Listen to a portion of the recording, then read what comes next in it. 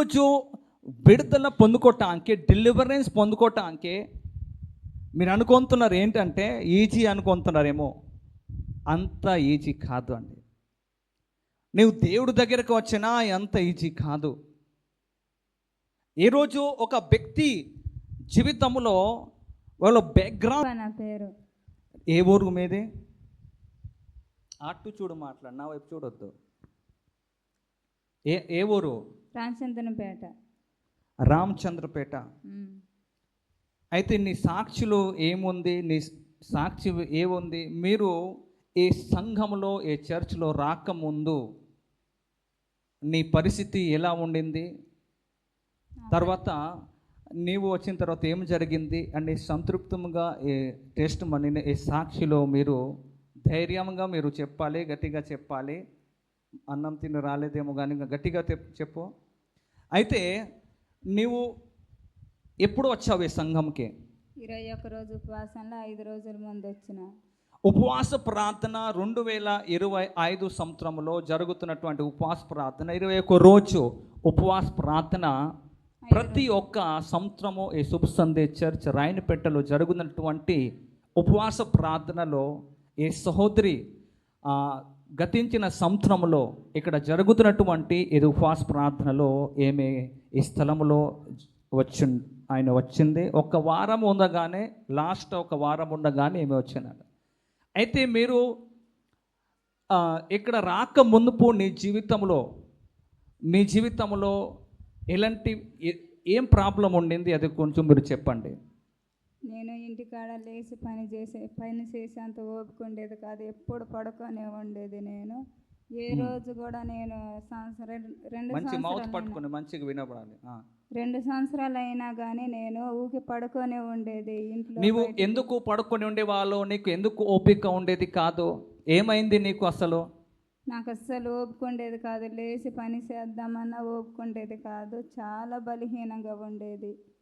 అయితే నీవు డాక్టర్ దగ్గరికి వెళ్ళారా?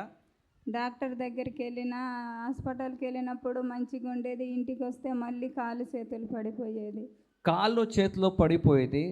అయితే డాక్టర్స్లో మెడిసిన్ ఇచ్చారా? టెస్ట్ చేయించారా? టెస్టులు చేయించిన, మెడిసిన్లు వాడుకున్నా కానీ అలాగే ఉండేది. బలహీనత బాగుండేది. లేచి తిరిగి ఓపిక ఉండేది కాదు నాకు. అయితే నువ్వు అప్పుడు కూడా దేవుడికి నమ్ముకున్నావా? నమ్ముకున్నా కానీ కష్టంగా ఉన్నా. అయితే అప్పుడు కూడా చర్చ్కి వెళ్ళేవాళ్ళు? నీవు చర్చికి వెళ్ళేది కానీ తగ్గలేదు. నేను దేవర్ల దగ్గర కూడా చాలా చోట్ల తిరిగినాను. అంటే దేవర్ దగ్గర కూడా నీవు తిరుగుతూ, అదే విధంగా ఎక్కడో తిరుగుతూ నీవు ఉండేవాళ్ళు. ఎక్కడైనా వెళ్తే బాగా అవుతాను అని నీవు అనుకునేవాళ్ళు. అవును. ఎన్ని సంవత్సరంలో అయింది అది? 2 సంవత్సరంలో. 2 సంవత్సరాలు. నేను మాట్లాడితే వస్తున్నాయి. దేవర్ దగ్గరికి వెళ్ళారు, హాస్పిటల్స్కి వెళ్ళారు, అన్ని చోట్ల వెళ్ళారు, కానీ మీకు ఎక్కడ కూడా న్యాయం జరగలేదు. నాకు న్యాయం జరగలేదు. అయితే న్యాయం జరగలేదు. అప్పుడు నువ్వు ఏమనుకునేవాళ్ళు? అప్పుడు చచ్చిపోతానేమో అనుకునేది. బాగా కాలు చేతులు లాక్కెళ్ళేది కదా, బాగా ఏడుపు వచ్చేది. అప్పుడు నేను చచ్చిపోతానని నువ్వు అనుకునేవాళ్ళు. అయితే నీ భర్త కానీ మీ పిల్లలు కానీ ఆ సమయంలో వాళ్ళు కూడా ఏమనుకునేవాళ్ళు? ఇంకా ఏమో బ్రతకదు, చచ్చిపోద్ది అని అనుకునేది. వాళ్ళు చచ్చిపోతారు అని అనుకునేది. చాలా చోట్ల తిప్పినారు కదా, తిప్పి చాలా చోట్ల మీరు తిప్పేశారు. హాస్పిటల్స్ కానీ, దేవర్ల దగ్గర కానీ ఎక్కడెక్కడో మీరు తిరిగినారు. అయితే మీకు న్యాయం జరగదే లేదు, లేకపోతే మీకు విడుదల అవ్వలేదు. అయితే ఆ సమయంలో నీ పరిస్థితి ఎలా ఉండేది? నువ్వు అంటే నీవు బాత్రూమ్స్కి వెళ్ళాలైనా, లేకపోతే నీ పని నువ్వు చేసుకోవాలని నీవు చేసుకునే వాళ్ళ, లేకపోతే నీ భర్త చేయించే వాళ్ళని సేవ?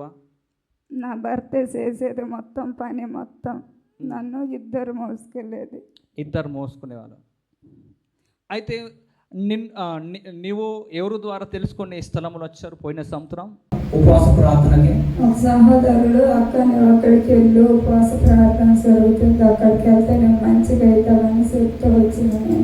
అయితే నీకు అప్పుడు ఏమనిపించింది? అప్పుడు వరకు కూడా నువ్వు చాలా చోట్ల వెళ్ళావు కదా, మరలా నీకు ఎలా ఇక్కడ రావాలని అనిపించింది? ఏమో ఇక్కడ ఒకసారి వెళ్ళి చూద్దాం లాస్ట్ అనుకున్నాను. నేను ఇక్కడికి వస్తే నేను బ్రతుకుతాను అనుకోలేదు. ఒక్కసారి వెళ్ళి చూద్దాం, తమ్ముడు ఇంత చెబుతున్నాడు కదా, జీవం గల దేవుడు ఉన్నాడని వచ్చినాను ఇక్కడ.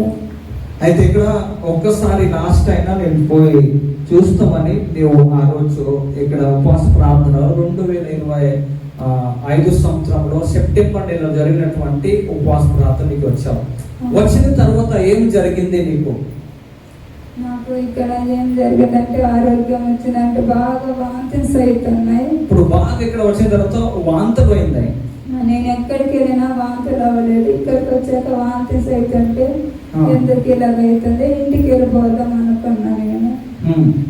అయితే ఇంతకు ముందు ఇక్కడ కూడా వెళ్తే వాంతులు అవ్వలేదు, కానీ ఇక్కడ వచ్చిన ఆ రోజు ప్రార్థనలో నీవు పాల్గొనుకుంటే నీకు బాగా వాంతింగ్స్ వచ్చినాయి. వాంతులు వస్తుంటే అస్సలు కూర్చొని ఓపుకుండలేదు. వెళ్ళిపోదాం అనుకున్నాను.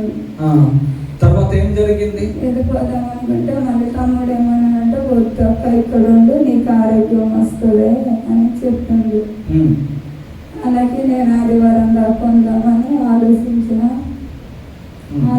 ఆదివారం వస్తే కడుపంత బాగా తిప్పుతుంది. ఇదంతా అసలు ఎందుకు ఇలాగ అవుతుందని నేను కూర్చొని ఓపికలేదు. వెళ్ళిపోదాము అస్సలు ఓపికలేదని అనుకుంటూ అట్టనే కూర్చోనన్నా.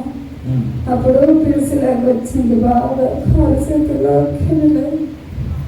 అంటే ఆ సమయంలో నీకు పిలిచిలాగా వచ్చింది, అది తన కాలు చేతులు లాగుతుంది. అలా మీరు అప్పుడు ఆ సమయంలో నీకు భయం వచ్చింది, ఏమవుతుంది?